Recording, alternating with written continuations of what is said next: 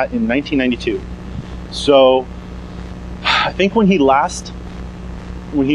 I started using it, I think it went up to 80 by 50. You can only do 50 lines at a time. Some of these are like 300 lines plus. His last version, I believe, did up to, I want to say 100. I could be wrong. Acid, people, in order to create these longer ones, people would actually copy them together using the copy command in DOS, and then kind of hope that they matched up in the line breaks. So Acid created its own ANSI editor called Acid Draw, and that supported up to 400 lines. So then you could create an even longer ANSI.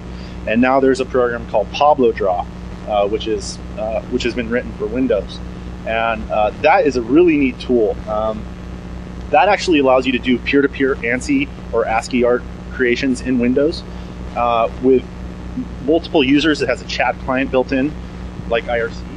So you could have yourself and 5 of your friends create this monstrosity of an ASCII or ANSI art piece, chat while you're doing it. You could work on this upper region, you could work on the lower region, and in real time it's showing you this VGA side panel of what it looks like far away, so you can see to scale what it is you're producing. So there's a number of different programs that have been created to do this, but probably the 3 predominant ones would be the Draw, Acid Draw, and Pablo Draw right now. And then as far as viewing, there's, at least for Windows right now, there's this particular application, Asset View, and there's also Pablo View, which is created by the same guy. And those are both like freely available with source code on SourceForge, so you can pick up either one for free.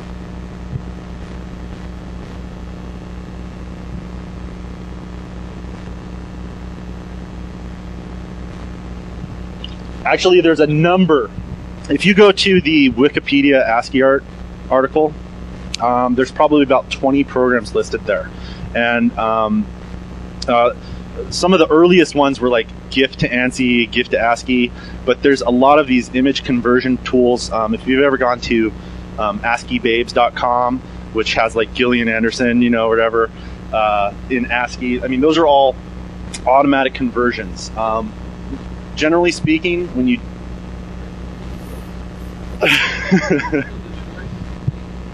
well, yeah, if you're using GIF to ANSI, people are going to say you're lame, because you're basically taking all the artistic interpretation out of the process, and you're just letting a computer do all the work for you.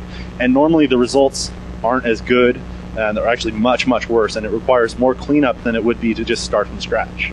And you're very rarely, unless you'd have to have something in perfect grayscale that matches this perfectly to have it come out right, but or make it so large that it might as well be a bitmap to begin with. Like the ASCII Babes, to me, they're completely pointless because they're like 500 column wide ASCII. What's the point of that? It might as well be 500 pixels wide.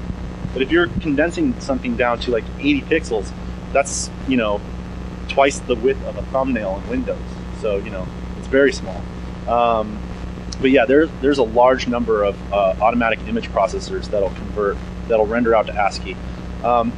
One other thing that's really cool, there's something called AAlib. Have you heard? Yeah. I have a copy of, I picked it up on a torrent download of The Matrix, which was completely rendered in ASCII and then run through a green filter. So you can, and the kind of like, the funniest scene is the very beginning where the text is kind of melting down the screen, and it's doing it in ASCII, and it's originally kind of ASCII to begin with, so it's kind of funny. But yeah, it fits on a DVD-5. It's like full quality ASCII conversion of The Matrix. Yeah. But the problem is with that, though, the only reason I think you can get away with it, and it has kind of a cool factor, is because it's The Matrix, and but the reason you can get away with it is because it's animated. If you were to pause a screen and make a still screen, it looks like shit. I mean, it really looks bad. You'd have to totally clean up, and nobody's going to clean up, hundreds of thousands of frames. But I mean, that's the real difference. You can definitely see a difference in the quality level from a converter. Just pick one out of the list and try it, and then take a look at some of the other stuff that other people have created. But yeah, there's a number of sites. There's Sites right now, there's Remorse has a site, remorse.org, which is really cool. What is the other one? There's a site called thuglife.org, which is an ASCII art portal, and they have basically links to all the other ASCII and ANSI art groups that are still active presently. The Wikipedia article is pretty good as far as general ASCII art goes. What else? There's a great article as far as ANSI art 2, which is still developing there. I'm trying to think what other resources. There's the Dark Domain DVD. I should probably promote that. This has basically all of the ANSI art and ASCII art created by all 400 of the different groups that were on the scene, as well as other stuff such as magazines and stuff that were published by the groups from going back to 1987 to 2003, the close of 2003. And there's literally, from these 400 groups, literally thousands of art packs, and each art pack contains dozens of different pieces of art. So I mean, it's a really huge amount of art that was produced over the past 15 years or so. I think that's it. Yeah.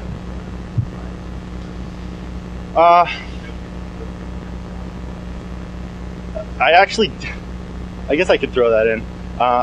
My very first real job, so I mean, my very first job was the job that I had to take, working at a pizza restaurant. But my first real job was working for a networking company, and I had no real world experience, so I had to put something on the resume. So I put that I managed an art group, and I briefly explained what it was, and I said it was called Acid Productions. And so the person in HR that's filing through the stack of resumes to hire, and he has another intern that's working with him, and he's going through the stuff. He's like, "Oh, that says Acid?" And then he looked at it, he's like, "I know who this person is. This intern that's reviewing the stuff with the HR person." He's like, "I know that guy." And he's like, "Yeah, hire this guy." And so I end up starting on my first day, and it's my other friend named Christian who's handling Acid, his piano man. He's actually the first Acid musician ever to be in Acid. So I mean, that's how I ended up getting my first job, and then I've been following that same career path ever since. No, not really. We have a music division that does different types of genres, but it's not really related to Acid House at all. But the payoff really has been getting to know all these people, sharing all these different experiences. A lot of the people that were in Acid, I guess I touched on this and went on to a different tangent. A lot of the people have continued to do artwork. A number of people, for example, are working in the gaming industry. Is the biggest natural transition. There's a number of people working for Electronic Arts. One of the senior members of Acid is now a executive at Bungie, the company that creates Halo for the Xbox. Artists, what's that? Oh, yeah. What else I was going to say though? A lot of there's some people that have gone on to create the CGI for The Matrix and for Lord of the Rings, and a lot of people have just gone on to create their own internet ISPs and such. But it's just really interesting to see a lot of people kind of continue the path that they were in Acid and continue to basically get paid for that and do what they loved when they were a teenager doing the same thing. So pretty cool. Much higher resolution. It's much more sophisticated now. Yeah. Oh yeah. One of the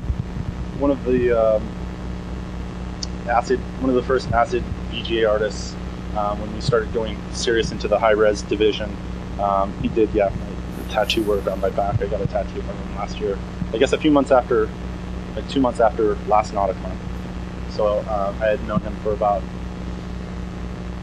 10 years, and we had never met in real life. So I traveled to Missouri, of all places, took a road trip, and went out and met him, hung out, and along the way met a bunch of other Acid members that I had never met before. So it was really cool. I mean, yeah, that's it. He's telling me I'm cut off, but thank you.